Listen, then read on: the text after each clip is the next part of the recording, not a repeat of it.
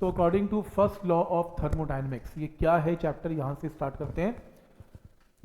सबसे पहले ये जो चैप्टर स्टार्ट है एक डेफिनेशन के साथ स्टार्ट है जिसको बोलते हैं थर्मल इक्विलिब्रियम।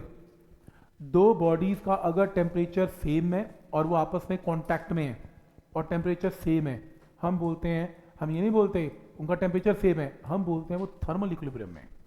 तो थर्मल इक्विलिब्रियम का मतलब कि जब दो बॉडीज कांटेक्ट में है और दोनों का टेम्परेचर सेम है। नेक्स्ट है zeroth law of thermodynamics. Zeroth law ये बोलता है कि अगर मान लो ये ए पोर्शन, ये सी और ये बी, और ये हीट ए और बी में बिल्कुल भी एक्सचेंज नहीं हो सकती क्योंकि वॉल क्या है, एडियाबैटिक। तो अगर आपकी ए और सी, अगर आपका ए और सी थर्मल इक्विलिब्रियम में है और सी और बी भी थर्मल इक्विलिब्रियम में है, तो फिर समझो ए और बी भी थर्मल इक्विलिब्रियम में। इन शॉर्ट, अगर ए और सी का टेम्परेचर सेम है, सी और बी का टेम्परेचर सेम है, तो समझो ए और बी का भी टेम्परेचर सेम है। ये है zeroth law of thermodynamics. Next है थर्मोडायनेमिक सिस्टम। थर्मोडायनेमिक सिस्टम में क्या चीज आएगी, कह रहे असेंबली ऑफ पार्टिकल्स है। अब असेंबली ऑफ पार्टिकल तो गैस के पार्टिकल्स हैं जिनकी कोई सर्टन वैल्यू ऑफ प्रेशर होगी, वॉल्यूम होगी और टेम्परेचर होगी। तो एक सिस्टम जिसकी ये तीन वेरिएबल्स होंगे उसको थर्मोडायनेमिक सिस्टम बोलते हैं। कुछ नहीं आएगा डेफिनेशन में, आप टेंशन मत लें, आपको याद नहीं करना, बस आपको समझना है हम किस पे काम कर रहे हैं, गैस पे। हम गैस पे काम कर रहे हैं या हम थर्मोडायनेमिक सिस्टम पे काम कर रहे हैं, एक ही बात है। जो नेक्स्ट है वो है थर्मोडायनेमिक वेरिएबल्स। जो थर्मोडायनेमिक का सिस्टम है, जैसे गैस है, गैस को जब आप कंप्रेस या एक्सपैंड करते हैं तो उसकी प्रेशर की, टेम्परेचर की और वॉल्यूम की वैल्यूज चेंज होती है, और जो चीज़ें चेंज होती हैं उसको वेरिएबल बोलते हैं।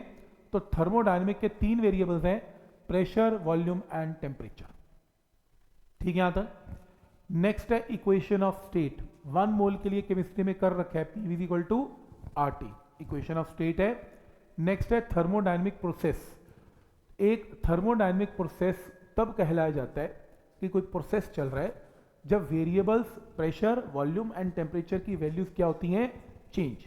तो प्रेशर P1 से P2 हो गया, टेम्परेचर T1 से T2 हो गया, वॉल्यूम V1 से V2 हो गया, तो मतलब थर्मोडायनेमिक का कोई प्रोसेस चल रहा है, इसका मतलब ये है।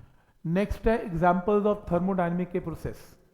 तो पहला एग्जांपल आइसोथर्मल। आइसोथर्मल प्रोसेस में टेम्परेचर हमेशा क्या रहेगा, कांस्टेंट।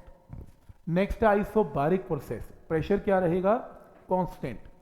नेक्स्ट है आइसोकोरिक, वॉल्यूम क्या रहेगा, कांस्टेंट।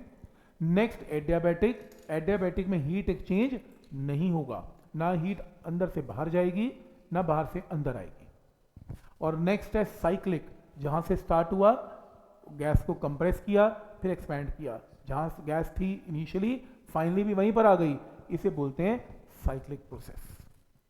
इन प्रोसेसेस को हम डिस्कस करने वाले हैं। ठीक, इसके बाद है internal energy of a gas.